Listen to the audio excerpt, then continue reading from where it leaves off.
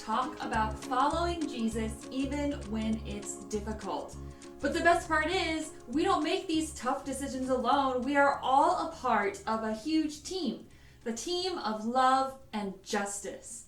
Now, take a minute, pause the video. Can you think of some teams in real life or in fantasy? Maybe you've seen them in a movie or a cartoon. Can you think of a team that works together for love and justice? We are on our 11th and final week of talking about the Beatitudes. Let's hear our last verse from Matthew chapter 5, verses 11 to 12. Jesus says, "Blessed are you when people revile you and persecute you and utter all kinds of evil against you falsely on my account. Rejoice and be glad, for your reward is great in heaven. For in the same way they persecuted the prophets who were before you." Jesus ended his Beatitudes with a strong word of encouragement for us. In these final words of Jesus' blessing, Jesus again said his followers would be blessed in facing persecution. He knew this might be one of the toughest, hardest things keeping people from living out God's abundant love. Now, Jesus told his listeners that it wasn't a matter of if they were persecuted, but when. He knew when they tried to follow and live out his teachings, they would lose friends, be disliked, they might hear people say bad things about them or experience other harm. We know that to follow Jesus is to face what he faced. And Jesus experienced all of these things. But the good news, the really good news, is that we don't do this alone. In this beatitude, Jesus pointed to the prophets, amazing and dedicated leaders who sided with the voiceless and the powerless. They faced a lot of persecution. Can you think of any prophets from the Bible? Say them out loud if you can think of them. I remember a few, like Elijah and Jeremiah and Daniel, maybe even Deborah. Now, what about some modern day prophets? Can you think of any? We've named some in some of our videos previously, like Martin Luther King Jr. or Dorothy Day. See if you can think of some other modern day prophets. Jesus told us to rejoice when we are persecuted. Does that make sense to you?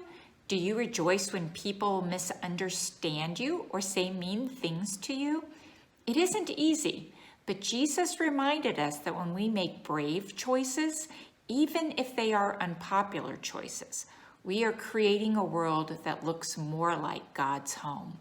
We also have a whole family of faith who is with us, people who followed God thousands of years ago, and people today who are with us as we follow in faith. And that is worth celebrating.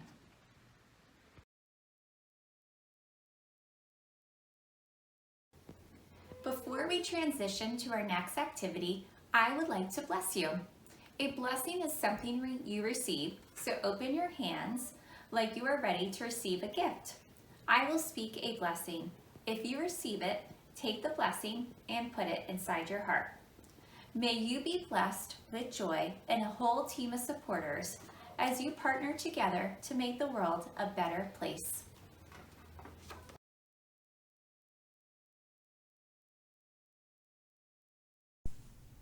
And now you should have your coloring sheet. So take out your coloring. If you've been coloring all along, that's great too. But maybe think about some of these questions. First, how do you like to celebrate? I know I like to have a party. I like to have lots of people around. But I know some people just like to go out to dinner with a small group of friends or go to the playground. Who do you join with to create a world where people can live freely and without fear? Who are your partners? Who do you hold hands with? Who helps you make the world a better place? And who are some of the most joyful people you know? Why do you think they are truly joyful? I'm thinking about some of my family members or some of my friends who are really just joyful, wonderful people, and they spread that joy out in the world. Even on the days when I can't be joyful, they help me to be joyful. Now, the activity that we have for you today is going to help you write a story. And this is a story about a team that worked together to bring in love and justice to their community. But it's also a little bit of a silly story. So you are going to take your sheet and all the questions that are listed, or all the lines there that are numbered. The first one says, a game that children play. And I wrote flashlight tag in there. I used to play flashlight tag as a kid. Now I'm going to take that and I'm going to insert it into the story where it says number 1. See, number one. So it'll say flashlight tag right there. And you're going to keep going with all the numbers here and fill them in your story. And hopefully it comes out pretty silly, but also remember, it's a story about working together for love and justice in your community. So have fun with that activity. I hope you enjoy it.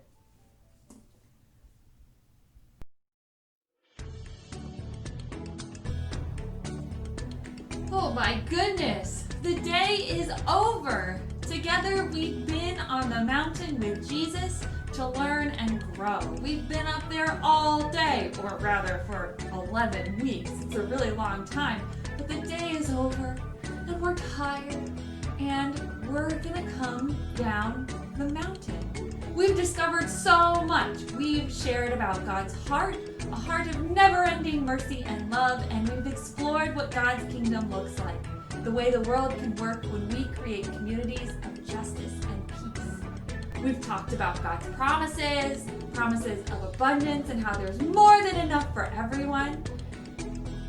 And as we've learned about God's heart, our hearts have grown. We've experienced God's blessings to be happy in the fullest sense, not just in the way the world gives. Now, Jesus taught us on the mountain, a place people believed was holy, special, and close to God. And now it's time to come down the mountain, to love and live the way Jesus showed us. The world may not look the same as when we went up the mountain, but we have grown. We see the world in a new way. And Jesus showed us how to love our neighbor and all creation with open hands, an open heart, and an open mind. Jesus said we are blessed when we feel what the world feels and act on behalf of those in need, and receive the help when we are in need. This is how God's kingdom is on earth, a kingdom that everyone can be a part of. So together, as a part of this great big team, we can love and heal the world. Are you ready to come down the mountain? Are you ready? As we come down the mountain, as we're marching, running, hiking, whatever you need to do, think about, what did you like most about the Beatitudes? What was most surprising to you or exciting to you? So we're going to keep on hiking down that mountain. And as we're getting down the mountain, I have a special prayer for you. Dear Jesus, thank you for your beautiful heart and topsy-turvy teaching. Thank you for changing our hearts and lives, for helping us see everyone and everything through your eyes. Bring us down the mountain now with hope and strength to serve, love, and heal your world. Remind us each day what it means to be truly blessed, and keep us steady as we follow in your footsteps. So that was our last session of the Beatitudes. Next week, believe it or not, is the first week of Advent, which are the 4 weeks we celebrate as 4 weeks that are leading up to Christmas. So I hope you received your Advent packets in the mail, or if you came and picked them up, thank you for doing that. If your parents came and picked them up, thank you so much. Inside that packet are all sorts of activities you can do together, and there's a shadow box. And you get to create a shadow box and little puppets, so I hope you have fun doing that. And we have a few families who are going to send in videos of their shadow boxes, so we can't wait to see those and share those with you.